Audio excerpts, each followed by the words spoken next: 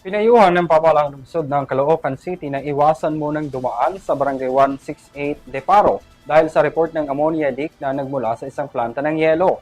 Kaagad naman inilikas sa mga residente doon para hindi makalanghap ng delikadong hangin mula sa tumagas na ammonia. Umabot na sa 10 ang isinugod sa ospital. Narito ang balita ni Graciela Corazon.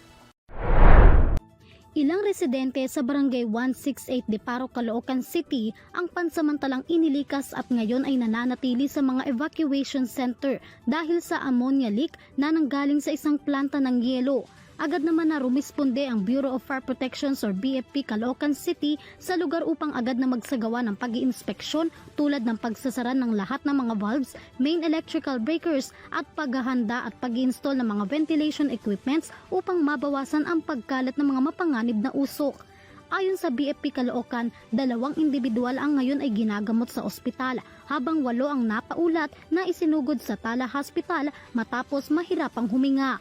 Aabot naman sa 70 residente ang inilikas sa 2 evacuation center habang hindi pa tiyak kung maaari na bang makabalik ang mga ito sa kani-kanilang mga tahanan. Nakikipag-ugnayan na rin ang Caloocan City Disaster Risk Reduction and Management Department or CDRRMD upang mabilis na maaksyonan ang insidente sa lahat ng mga apektadong residential areas at commercial roads sa Caloocan City. Samantala sa pamamagitan ng coordinated at masusing pag-iinspeksyon ng BFP at CDRRMD, matagumpay naman na natagpuan ang pinagmulan ng pagtagas ng mga ammonia. Bagaman napigilan na ang pagtagas, pinayuhan pa rin ang mga motorista na dumaan muna sa mga alternatibong daanan upang hindi makalanghap ng kemikal mula sa nag-leak na ice plant. Inabisuhan na rin ang mga residente na manatili na lang muna sa kani-kanilang mga tahanan kung hindi naman kinakailangan na lumabas at tiyakin na nakasara ng mahigpit ang kanilang mga bintana at pintuan.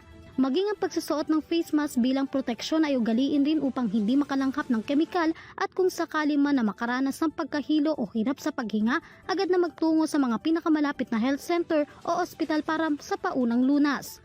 Para sa EuroTV News, Graciela Corazon, sumasaludo sa bawat Pilipino.